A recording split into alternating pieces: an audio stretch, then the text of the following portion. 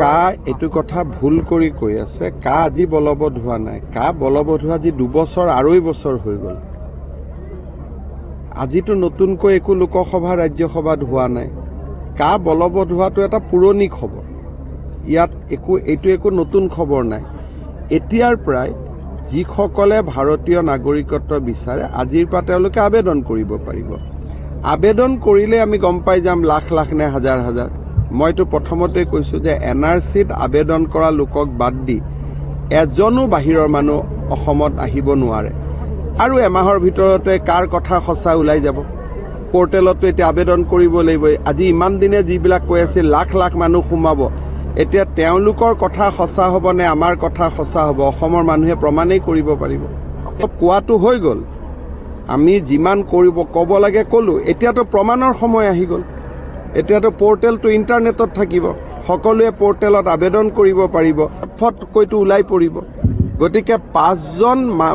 শহীদৰ মৃত্যু কাৰ শহীদৰ মৃত্যু উচিত আছিল নে অনুচিত আছিল এতিয়াতো প্ৰমাণৰ সময় আহি গ'ল নাই মইতো প্ৰতিবাদকাৰীসকলক সন্মানেই কৰোঁ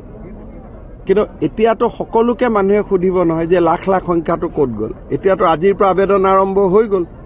গতিকে এতিয়াতো গম পাই যাব যে আবেদন কৰিলে কিমানজনে আবেদন কৰিলে ইয়াত যেটো এটা কৈ আছিল না 20 লাখে আবেদন কৰিব 15 লাখে কৰিব এতিয়াতো সকলোৱে সকলোকে জবাব দিব লাগিব মইতো জানাত শিৱসাগৰৰ 10 জনেও আবেদন নকৰে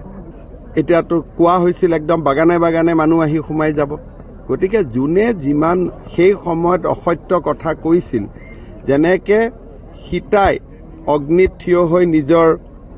সতীত্বৰ পৰিচয় দিছিল তেনেকে এতিয়া আন্দোলনকাৰীসকলেও নিজৰ পৰিচয় দিব লাগিব কাৰণ পোৰ্টেলতো আবেদন হ'ব পৰিসংখ্যা সকলোৰে লগত থাকিব আমাৰ মতে ডাটাই ক'ব এতিয়াতো ডাটাই ক'ব আইনটো কেতিয়াবাই হৈ গ'ল আইনখন নতুনকৈ যোৱাকালি হোৱা নাই এতিয়া আবেদনটো খুলি দিলে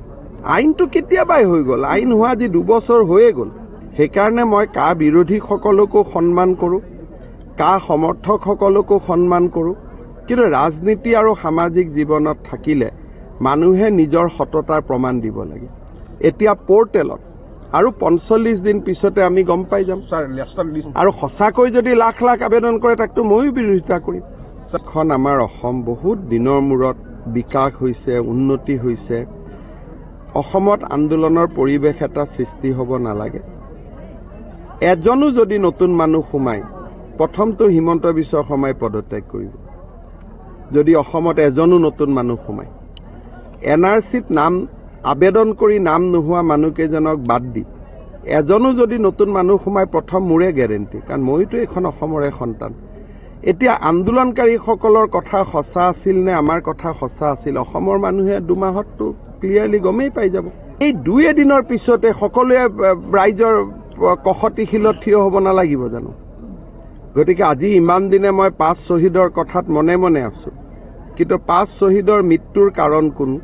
তাৰ কথা অসমৰ মানুহে 2 দিন পিছতে গম পাব এই যে ইমান দিন 20 লাখ 25 লাখ কিছুমানেতো আবেগত কৌটিও কৈ দিয়ে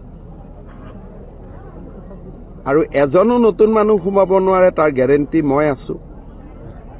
14ৰ আগত সোমোৱা মানুহে আবেদন কৰিব আৰু মই বিশ্বাস কৰোঁ সেই সংখ্যাটো অতি কম হ'ব অসমত কোনো এটো চিন্তাৰ কোনো কাৰণেই নাই যিমান ডেইলি মানুহ জন্ম হৈ আছে কাৰোবাৰ পৰিয়ালত 11 জন 12 জন 13 জন তাৰ তুলনাত এটো একোই নহয় হেতু কাৰণে অবাবত আন্দোলন কৰিব নালাগে মোৰ কবাত সমষ্টি 2000 আছে কবাত বৰাকত অলপ বৰাকত বেছি হ'ব পাৰে 50000 60000 80000 বৰাকত হ'ব পাৰে ব্ৰহ্মপুত্ৰ উপত্যকাতনো কোনে গৈ নিজে নিজে ক'ব যে মই বিদেশী হয় মোক নাগৰিকত্ব দিয়ক